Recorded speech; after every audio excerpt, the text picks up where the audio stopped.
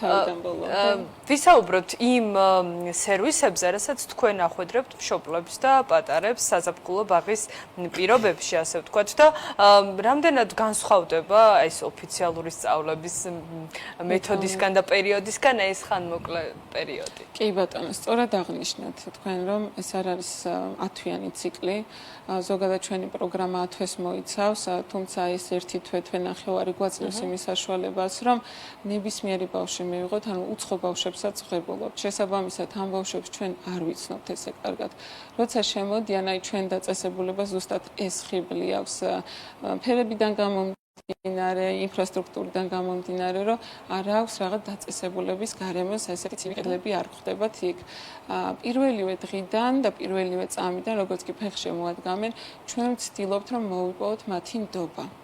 თუ ნდობის ფაქტორი გაგრძელდა რამოდენიმე საათი, მაგ შემთხვევაში იქაც საკმარისია. თუ ხედავთ, რომ ბავშვს ჭირდება მისი ემოციური მდგომარეობისთვის, რომ მის გვერდით მშობელი იყოს, არის ხოლმე შემთხვევები, როდესაც ერთი კვირა მშობელი ჩვენთან ერთად იმყოფება ადაპტაციის პერიოდში.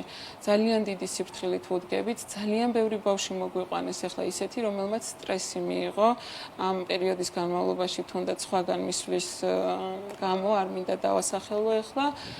თუმცა აი ჩვენთან მოახერხა, დამშვიდა, დაწყნარდა და თავისი მაქსიმალური რაღაც შესაძლებლობებიც გამოავლინა. ვფიქრობ, რომ ამით არის ჩვენი ბაღი განსხვავებული და ის მზაობა, რაც ჩვენს პედაგოგებს აქვთ, ემოციური მზაობა, ამას ძალიან კარგად გრძნობენ ბავშვები. ყველაზე დიდი ჩემთვის გადამწყვეტი ფაქტორი და გადამწყვეტი როლი ზუსტად ამას აქვს, როცა ბავშვი დარწმუნებულია იმაში, თუ რას აკეთებს შენ და რა მიზანს ემსახურება შენი თითოეული გადადგმული ნაბიჯი. რამდენად დიდი ნაკადი იყო წელს და რა პერიოდს გრძელდება ეს ყველაფერი და მათ შორის როგორ არის აი თეორია პრაქტიკასთან კორელაციით სწავლების მეთოდი?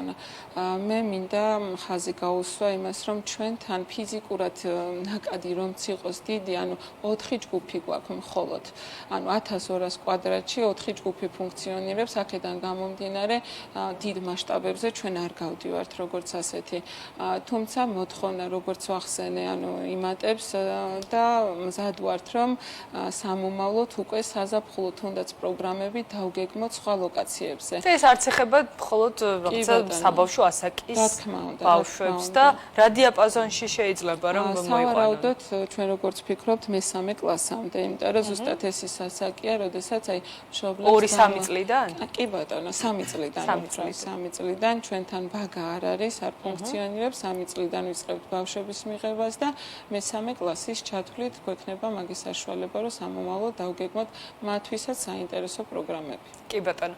მამუკა, გასაგებია რომ ვისაუბრეთ ერთი მხრივ ამ დეფიციტის პრობლემაზე, რაც შეიძლება შულს კონდეს მშობელთან ურთიერთობის ნაწილში და ხარისხიანად გატარებულ დროზეც ვისაუბრეთ, მაგრამ თუ ესეც ხდება და ხარისხიანად ატარებს მშობელი შულთან დროს და ეს ყველაფერი გრძელდება მათ შორის ზაფხულის პროცესში. რამდენად მიზანშეწონილია, რომ ეს მთელი ასე ვთქვათ 10 თვიანი პროცესი, როდესაც უწყვეტად გრძელდება ეს ბაღის რუტინაში ეს უკვე გაგრძელდეს ზაფხულში. აი ფსიქოლოგია ხო არ ემზადება ბავშვის, რომ რაღაცა ამ დროს უნდა დაისვენოს მაგალითად და აი ეს რა გავლენას ახდენს? კი, ძალიან სწორი ხაზგასმა ის ნამდვილად ხდება ხოლმე ასე, რომ ცოტა გასვენების ფორმაც გადადის და უფროსებსაც ჭირდება და ბავშვებსაც ზუსტად იგივე განცდები აქვთ ხომ ზაფხული მოდის გართობა და ასვენება უნდა, ამიტომ ვთქვი თავიდან რომ ჩვენთან ბაღში აი ზაფხულის პერიოდი განზრახ გვაქვს ისე გაკეთებული, რომ იყოს მაქსიმალურად სუბოქი და არასწავლებაზე ორიენტირებული და სწორედ ეს იყო გათვლა, რომ ბავშვმა დაისვენო კიდეც და მაინც ასე ვიტყოდი, მთლიანობაში ოჯახთან ერთად გატარებული თუ ძალიან მნიშვნელოვანია, გამომდინარე იქიდან, რომ თუნდაც ზაფხულში კარგად დასვენება ბავშვმა დაედიგოს გამგოსგანაც უნდა ისწავლოს. შრომას, მუშაობას ხედავენ მთელი წლის განმავლობაში, თვითონ შრომობენ და დადიან, აგერ 8 საათი ბაღში ატარებენ ხოლმე და მე უკვე დასვენების გამოცდილებაც უნდა გქონდეთ. კი, ჩვენი ბაღიც აგვისტოში ისვენებს და ეს დრო ამ დროს ჩვენი ბაღის აღსაძლებელების გამოიყენება მშობელთა გასტარებლად და ზოგ შეიძლება ვარცაც რომ გქონდეთ შანსი ზაფხულშიც აგვისტოშიც ეტარებინა ბავშვები, მაგრამ ხო, ეს გეპი სპეციალურად გაქვთ დატოვებული, ეს ერთობლივი, ასე ვთქვათ, აუცილებლად კი. გადაწყვეტილება და სამწუხაროდ ჩვენს გვიწევს გარკვეული ჩარჩოების შემუშავება იქიდან გამომდინარე, რომ ეს სპეციფიკა შეიძლება ყველა მშობელმა არ იცის, არ იცის რამდენად დამაზიანებელია და რამდენად როგორ იმოქმედებს მის შვილზე მთელი წლის განმავლობაში ბაღი იქნება სკოლა, ბანაკი არა აქვს მნიშვნელობა, სახლის მიღმა გატარებული დრო მის ფსიქიკაზე. აქედან გამომდინარე პატარა საზღვრებს და პატარა ჩარჩოებს ჩვენს ვაწესებთ ჩვენთვის და ვცდილობთ რომ ეს რეკომენდაციები გავცეთ. კი ბატონო. მამუკა, ჩვენ საუბრობდით და მათ შორის თქვენც აღნიშნეთ, რომ ამ პერიოდში და ალბათ ზოგადად ბაღის დაწყებისასაც თან ახლავს ხოლმე ინდივიდუალურ შემთხვევებზე ვსაუბრობ, როდესაც ბავშვის ფსიქოლოგია ვერ იღებს ამ მოცემულობას, რომ მან უნდა იაროს ყოველდღურად ბაღში და აი პროტესტიც ახსენით, რომელიც რიად გამოხატა. თუმცა ეს ძალიან ბევრი შემთხვევა მოგვისმენია ასეთი და ამ დროს ერთი მხრივ შეიძლება მშობელი იყავდეს გადაწყვეტილებას, რომ მოდი აი ჩემმა შვილმა ვერ მიიღო და მოდი აღარ ვატარო ბაღში. და მეორე მხრივ ზალდატანებით რომ მაინც დაყავთ. აი ამ შემთხვევაში სად უშვებენ შეცდომას და რა უნდა გაითვალისწინოს მშობელმა ასეთ დროს? საერთოდ უნდა ჩამოაშოროს თუ რაღაცა სხვა ხერხები უნდა მოქმედოს?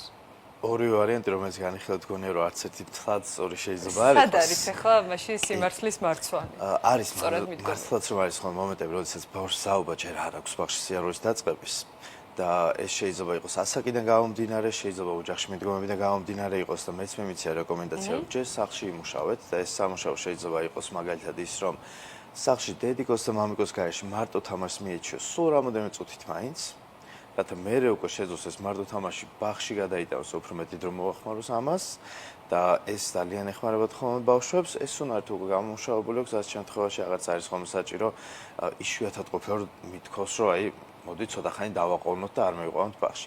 და მეორე ფაქტორი არის ხოლმე რომ ბაღის დახვედრა როგორი არის ამას ძალიან დიდი მნიშვნელობა აქვს თუ ბაღის სწორი მიდგომებით ხდება დიდი ალბათობით მსგავსი პრობლემა გადალახვადია ხოლმე. ვფიქრობ რომ დანებებაც არღის ცდილობა ღირს ხოლმე რომ მოუმატოთ და როგორც წესდარიგია სწორი მიდგომების საფუძველზე ყოველთვის გამოდის ის რომ ბავშვს კომფორტულად ცნობს თავს და მშობელი ჩვიდად არის რაც ასევე ძალიან მნიშვნელოვანი ფაქტორია. ძალიან კი ბატონო, თუ გნებავთ დამატება და დავასრულოთ. ჩვენთან მიღების პროცესში არ ხდება აქცენტი მხოლოდ ბავშვზე. ხშირ შემთხვევაში უფრო მეტად განიცდიან მშობლები ამ პირველ გადადგმულ ნაბიჯებს და ამიტომ ჩვენი კარი ღია მშობლებისთვის. ხშირ შემთხვევაში არის ხოლმე რომ მშობლებს ვთხოვთ რომ აიღონ რაღაცა ერთკვირიანი გაპი სამსახურში და დაგვითმონ დრო, რომ თვითონაც შემოვიდნენ, ნახონ შიდა პროცესები როგორ მიმდინარეობს, უფრო დამშვიდნენ, დაწყნარდნენ, რადგან ეს ემოციური ფონი ბავშვებზე ძალიან მოქმედებს. ძალიან დიდი მადლობა წარმატება თქვენ და სეზონით წინ არის და შემდეგ მოვიკითხავთ აუცილებლად იმ დატვირთულობას, რომელიც ექნება ლარდის და დავერდარწმუნებული ვარ მოთხოვნა აუცილებლად იქნება მზარდი იმ სერვისების და შეთავაზებების გათვალისწინებით, რაც თქვენს პორტფელში ერთიანდება. ნინო მაისაშვილი, საბავშვო ბაღი ლარდის დამფუძნებელი და მამუკა პავლიაშვილი ფსიქოლოგი იყო ჩვენთან.